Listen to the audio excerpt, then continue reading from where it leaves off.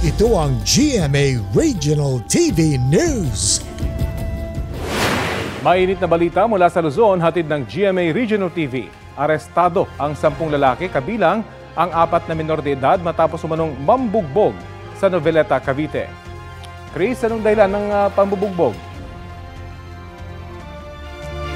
Rafi, initiation rights daw ng grupo ang nasabing pambubugbog na tinatawag nilang 30-second massacre. At ang binugbog naman ng lalaki ay isa sa mga bago nilang miyembro.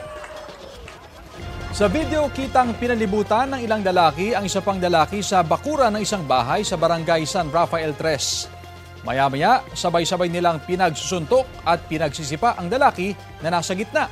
Rumesponde sa lugar ang mga pulis matapos makatanggap ng ulat na humigit kumulang 50 lalaki ang nagtipon sa nasabing bakuran. Ayon sa pulisya, nagpapagaling na sa ospital ang biktima at isa pang biktima rin ng pambubugbog ng grupo. Ayon naman sa 6 na naaresto, lahat sila ay dumaan sa parehong initiation. Hindi raw sila sangkot sa anumang krimen. Maharap sila sa reklamong paglabag sa anti-hazing law.